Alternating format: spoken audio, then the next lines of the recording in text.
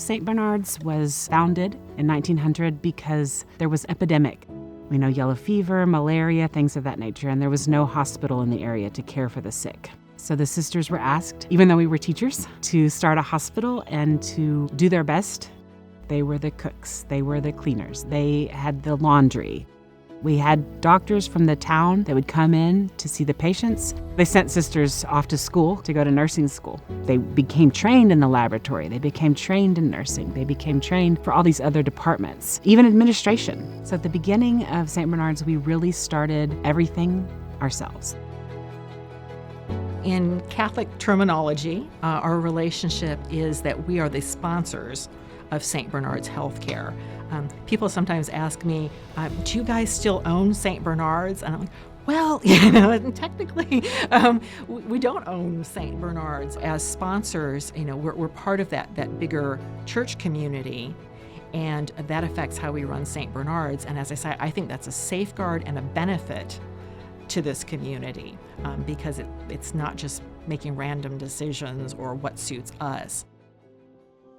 I believe we have 10 or 11 sisters right now sitting on different boards and committees. But as sponsors, it's more a part of the decision-making, ensuring that it's a truly Catholic institution and that it truly has the best interests of the community that we serve in mind. Technological advances, treatments, and medications are changing constantly. That means we're constantly having to make decisions about what is ethically acceptable for us. I think we're actually quite different from most healthcare systems because we are just so deeply involved in the ethics decision-making and the care we provide.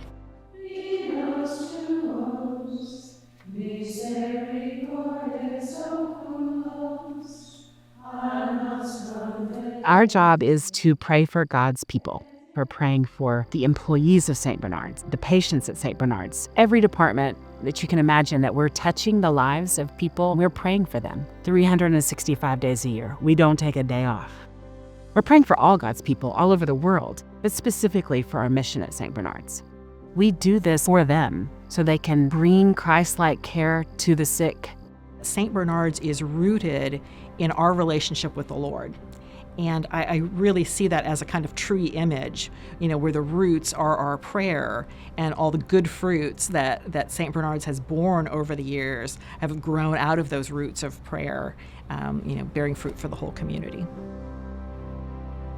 Phil Jones, who was my accountant, said, our mutual friend Ralph Hawk, his wife is ill and has been the business manager for the sisters out at the convent. You need to go out and do that. I said, are you crazy?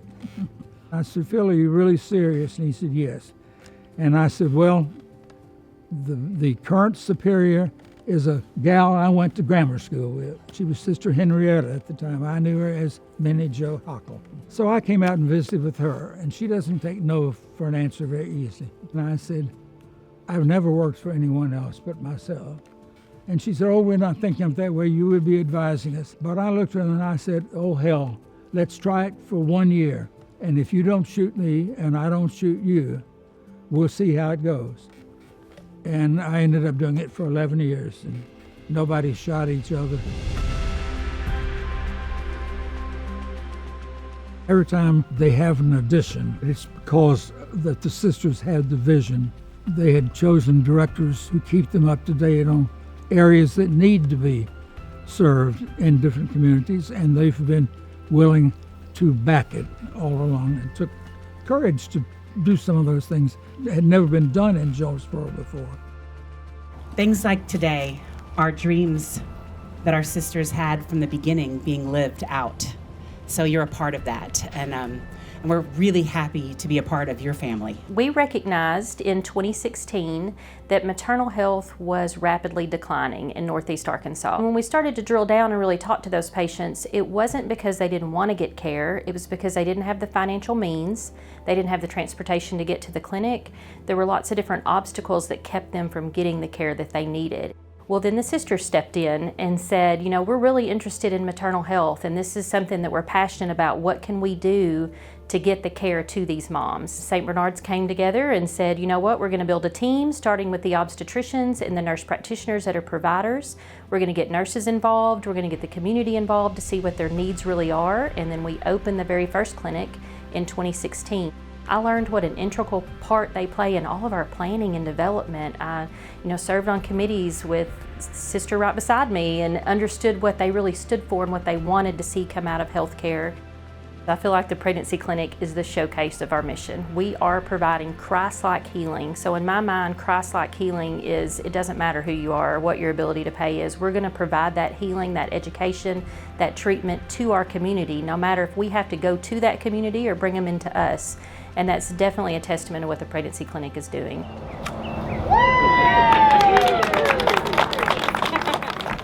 Yeah, so I first began working with the leadership at St. Bernard's in the late 90s, somewhat voluntarily, somewhat involuntarily through the force of my mother. My mother, Flo Jones, was instrumental in starting hospice here at St. Bernard's, kind of a sort of unofficial matriarch to the hospice programs. The board was a little bit reluctant at first. We had two, even Mr. Owens, we discussed it and they kept sort of putting it off. Well, Flo Jones, she would come up with concepts and Phil would show her how to get it done. She never gave up. My mother, with the support and backing of other community members like Jama Fowler and Rigmore Loberg, but really with the push from the sisters, was able to convince Mr. Owens and the St. Bernard's management team it was an essential component of the St. Bernard's ministry, that commitment to provide Christ-like healing. Whether that be healing that makes you better physically, or whether that be healing in a spiritual way to respect your dignity as you prepare to meet your Maker face to face in this ministry we call hospice. So in 1972, my family moved here and my dad became the administrator of St. Bernard's.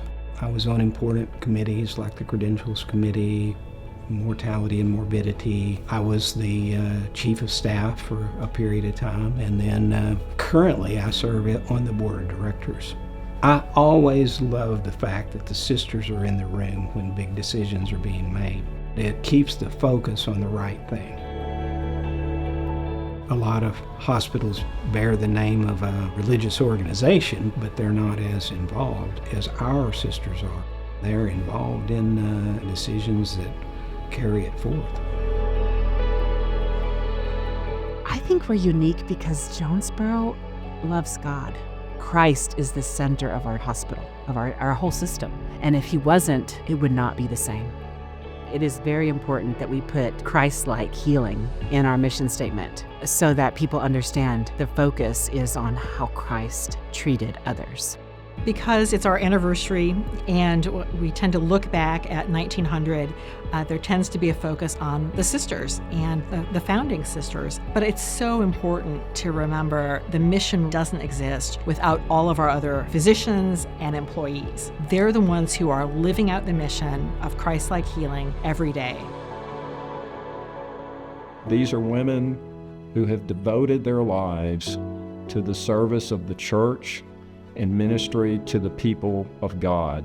I have been blessed and privileged to be part of a group to discern the right choice in things like the patient tower, brought online just before the worst pandemic we've had in this country since the pandemic that started this ministry. To see that new facility, that new critical care unit, new ICU beds, while we still had the ICU beds that were supposed to be phased out, both of those units caring for patients in Northeast Arkansas. It really still gives me goosebumps to think about what a difference the sisters made at the beginning and what a difference they made for Jonesboro and Northeast Arkansas and really the whole state in the COVID pandemic. If I could tell the sisters one thing, I would simply want to tell them, thank you. Thank you for the impact you had on this community. Thank you for the impact that you've had on this world. Thank you specifically for this wonderful facility. And thank you that it's done under the names of my parents, Flo and Phil Jones. The hospital is the sign of their impact. I think every one of the institutions that they've gone, well, that is the impact. All of us have different legacies. What do you leave behind? I think they can all be very proud. It's unbelievable to me how a healthcare system can have such an effect on the world. And I do believe that St. Bernard's, with the sisters, but mainly just St. Bernard's, the people that he's put there, are making a huge impact on the world. There was a need, we responded, and tomorrow there'll be a different need, and we'll do our best to respond again. And as long as he's behind us and the people of God are responding to that, we'll keep going.